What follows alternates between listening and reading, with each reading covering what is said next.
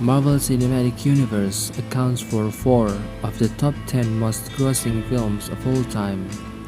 The Marvel Cinematic Universe has earned more than $28 billion worldwide since their groundbreaking Iron Man out in 2008, making them the biggest movie franchise ever exist on Earth, leaving Star Wars by more than twofold.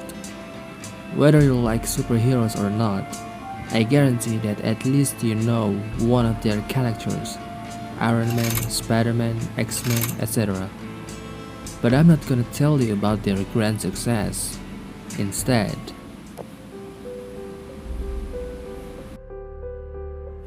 If you have watched some of their movies, you know that heroes always face challenges or difficulty that seems bigger than themselves. They either overcame the challenge by fighting with everything they had, or let the circumstances beat them to a small corner. They were facing desperation, ups and downs along the way. It is true not only for most Marvel heroes, but also for them as a company. The same company that produces Iron Man, Avengers, Spider-Man, and other of your favorite superheroes comics and films, cashing billions of dollars and dominating top-grossing films of all time, was on the brink of collapse in the mid-90s. This is the struggle Marvel faced in the mid-90s disaster until Tony Stark comes along and saves them later in the story. The comics industry generally enjoyed its peak in the late 80s, thanks to the stunning art and story in such comics such as Fantastic Four and The Amazing Spider-Man. Marvel's success in the comic industry also reached a peak by the early 90s. After landing on the stock market in 91, they bought a significant stake in the famous toy company Toy Biz, followed by many acquisitions of other companies that reported a whopping $700 million in total cost. Please remember this action, as which this move will play a much more significant role later. But this is the first step of their downturn in the following year. It went public when the collector boom was at its peak. The red side of tulip mania is just hiding around corner for the comic industry. Marvel's comics weren't the problem.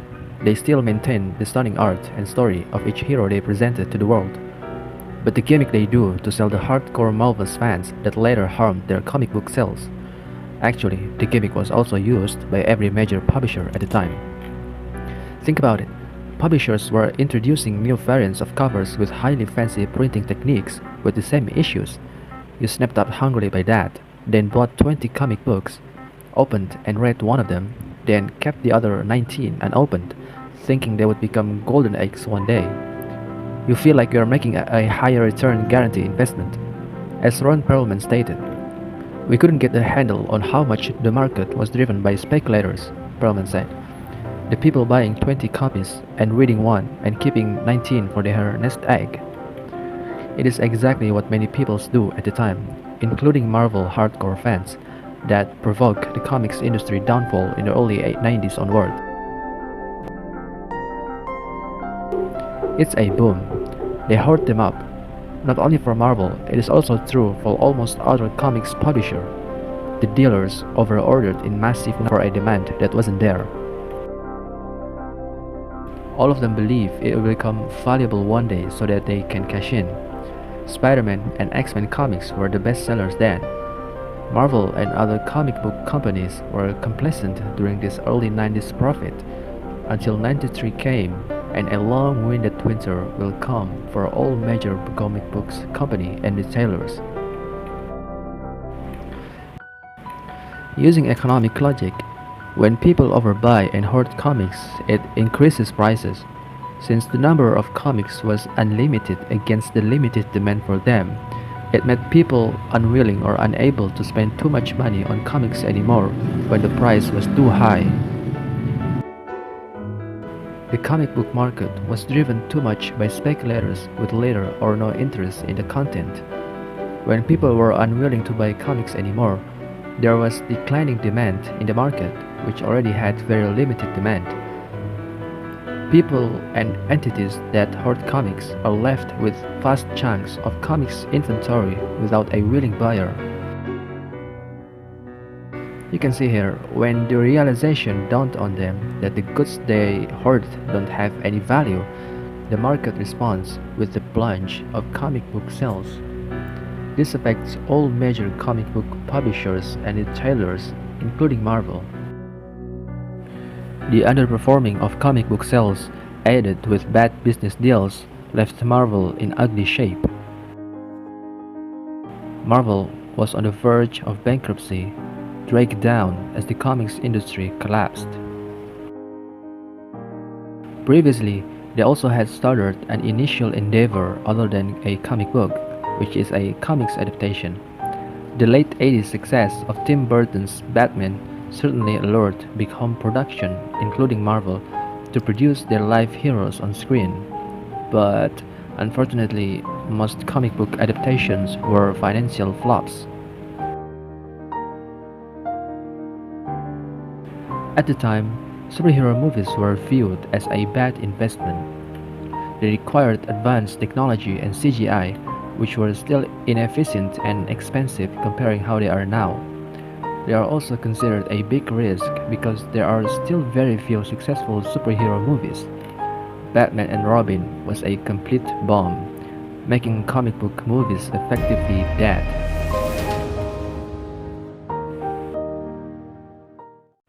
Marvel is actually making the first significant attempt to adapt one of their comics character, which is Howard the Duck. Executive produced by George Lucas, it looks promising, but it is a disaster. I read from some sources that the movie made only $1 million more than its overall production budget. If you look at the IMDb, Howard the Duck got horrible ratings and some harsh criticism. Marvel's stock market had fallen from 35.75 each in 93 to a whopping 2.36 in 96. The fight between the stockholder and another wealthy investor makes their future uncertain. Hundreds of comic book retailers went bust as comic book sales shrunk by 70%. Many smaller publishers went bust or were bought out. About two-thirds of all direct market comic book stores went out of business. Finally, Marvel fired one-third of its workforce and filed for Chapter 11 bankruptcy in '96.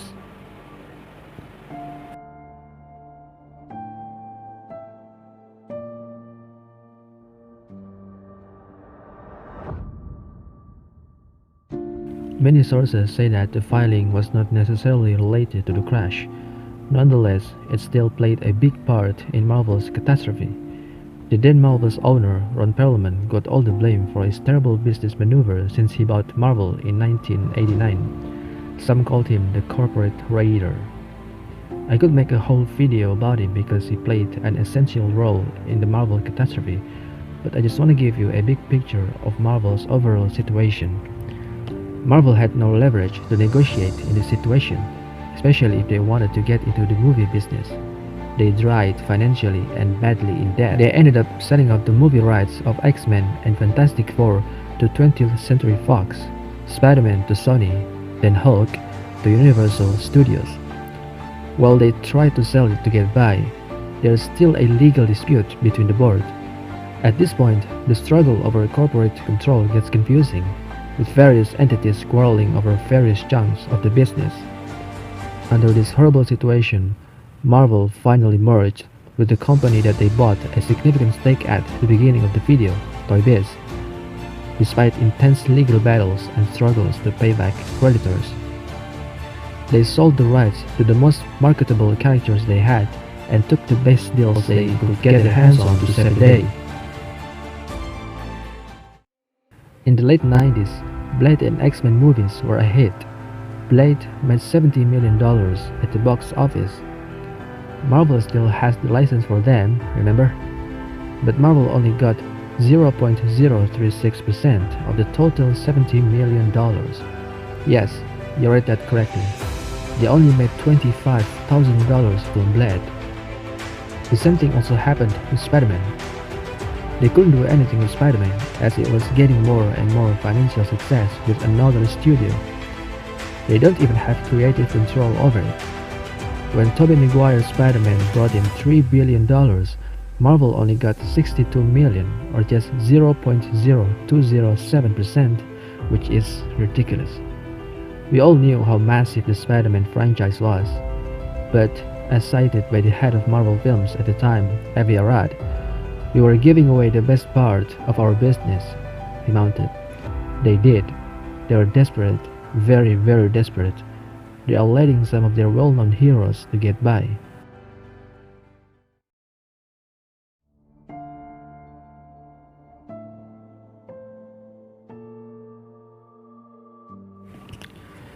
In 2003, they came up with the idea of producing their own movies with all characters they have had, with their money. Why not? That way, they could reap the whole profits for themselves instead of licensing and getting minimal benefits. Especially by that time, Marvel's stock market had bounced back since 1996. The only problem is, they don't have that much money to make it. All of the bad series events that happened to the company I explained previously made them struggle to convince investors and Hollywood executives of the vision Marvel tries to present. It was literally a daily fight, trying to open people's eyes to what was right in front of them, Avi Arad later said. A major breakthrough came in 2005 when one of the biggest banks, Merrill Lynch, agreed to provide Marvel with huge cash of $525 million over 7 years. They estimated that if each movie cost around 45 to 180 million, they could go and make approximately 10 movies. They also managed to acquire the rights to a few heroes it had sold over the crisis year. Unfortunately, Spider-Man and X-Men movie rights are still in the hand of other film studios since the franchise was a hit and still has a promising future. Though they were able to get a deal to use Spider-Man in a few movies, they still didn't have full ownership of it. Taking this huge reservoir of money was a huge gamble. As collateral, Marvel offered 10 characters like the Avengers, Spider-Man, etc. If they failed, there would be no Marvel Cinematic Universe we know today. All of our beloved characters would be owned by banks.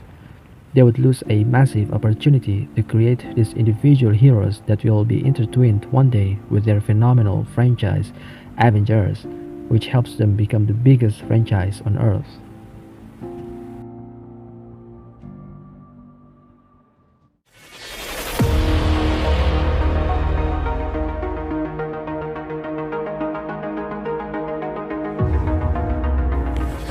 Kevin Feige, the 27-year-old American at the time, was brought in as president of Marvel Studio in 2007. Under his wings, Marvel blossoms, though under immense pressure. Marvel needs to prove itself to be worthy of attention. They choose Iron Man to be their first major endeavor. People tend to overlook the ridicule that Marvel got to take their groundbreaking Iron Man off the world.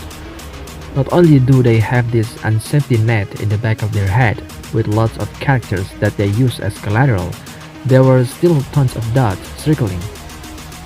If Iron Man bombed, they probably couldn't or find it hard to follow up with any films after that, surely losing trust and characters used as collateral. No licensing deals anymore. We wouldn't even recognize what it is being called as a Marvel Cinematic Universe.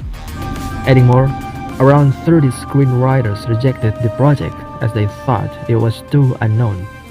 Iron Man wasn't one of the famous characters at all.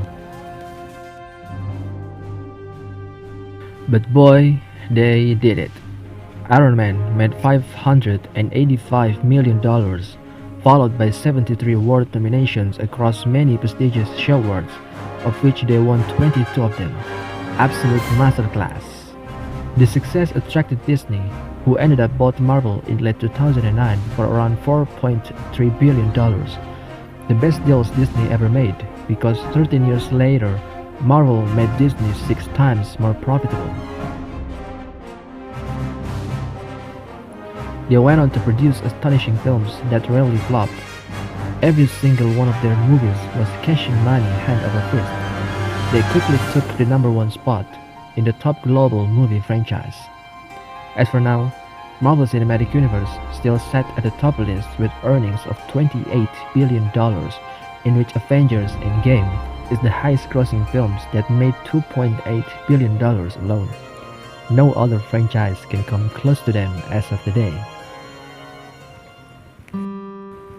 The company that was once thought destined to be failed miserably turned out to be one of Hollywood's most prominent and influential. Marvel is sitting at the top of the world. After years of struggle, fighting from bad business cycles, terrible business deals, and internal issues, Marvel successfully overcomes all the odds and continues to blossom today. There is some issue with the 2022 Marvel Disney show. Nonetheless, they are still among the best. The lesson is, when the odds are against us, when life happens to throw a rock at us, when the situation seems impossible to get through, keep going. We'll never know what the end, by the way.